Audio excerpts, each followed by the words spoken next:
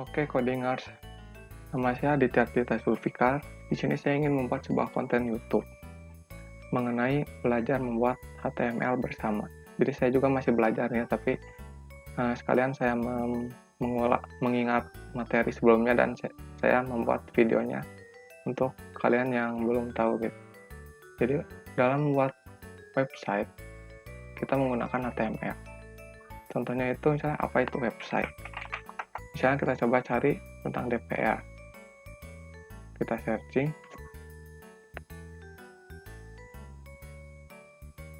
Nah, ini contohnya website.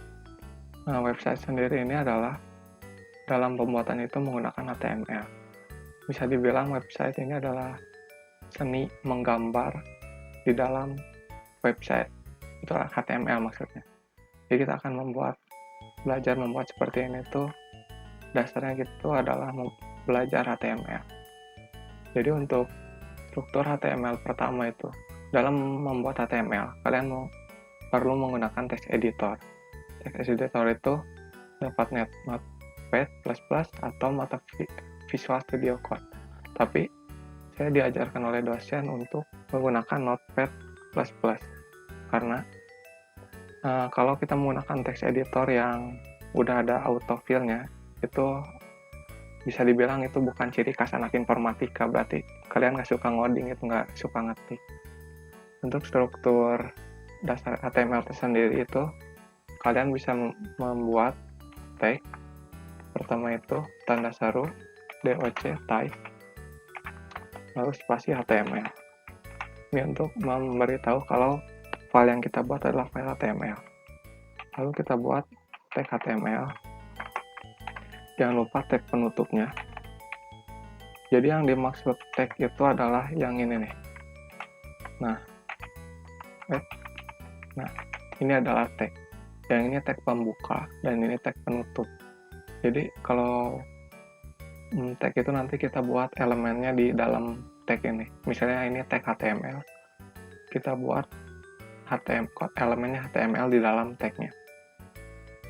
Terus setelah HTML, di dalam tag HTML kita buat tag head dulu. Head. Tag penutupnya jangan lupa. Lalu tag body. Tag body. Dan yang perlu kita ketahui ini dalam ngoding ini adalah seni ya, seni ngoding itu. Jadi kalian harus bisa menyusun teks codingan kalian ini agar terlihat rapi dan indah gitu. Jadi kita menggunakan indentasi yang benar. Yang baik itu misalnya kalau teks anak itu kita buat lebih menjorok gitu. Nah, seperti ini. Jadi terlihat lebih rapi. Dan setelah ini, kalau head ini adalah informasi pribadi gitu. Misalnya kita dalam head itu kita boleh buat dasarnya itu adalah title. Yang dimana title itu akan menunjukkan nama dokumen kita, nama website kita. Misalnya kita buat ini title. Lalu setelah title kita boleh menggunakan meta. Kalian bisa dalam meta ini kita buat name, kita buat author, yaitu artinya pembuat file ini, dan kontennya itu adalah nama kita, misal Aditya. Nah, untuk meta ini tidak akan ditampilkan di dalam browser, tapi sebagai data gitu, informasi dalam file ini.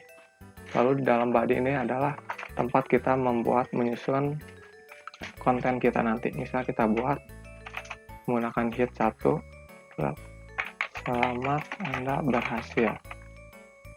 Lalu tutup. Setelah itu kita simpan. Kita bisa Ctrl S atau klik file lalu save as. Lalu di sini kita buat simpan filenya di mana. Misal kita simpan di sini, lalu kita beri nama, misalnya struktur dasar. Struktur dasar. Lalu kita simpan bisa menggunakan dengan .html, atau kita bisa klik typenya, cari hypertext markup language ini, lalu kita simpan. Jika sudah seperti ini, kalian tinggal mencoba menjalankannya dengan cara kita buka browser file kita tadi, lalu kita klik kanan, lalu open with, kita pilih browser kita. Di sini saya menggunakan Google Chrome. Setelah dibuka, oke, selamat, Anda berhasil. Dan untuk title tadi yang di dalam hit ini, yang title ini, itu akan ditampilkan di sini tuh, namanya ini title. Nah, ini adalah title ya, tag title yang ada di dalam tag hit. Oke, mungkin begitu saja video kali ini mengenai struktur dasar HTML. Nanti kita akan mencoba membuat web sederhana, misalnya seperti ini. Hanya akan berisi artikel dan sebuah biodata gitu. Dan kita akan mencoba menerapkan semantik. Nanti kita akan bahas lebih lanjut. Dan untuk kedepannya saya akan mencoba untuk setiap video ini akan berdurasi tidak terlalu lama ya, agar kalian bisa paham setiap babnya dan kalian bisa bertanya di komen.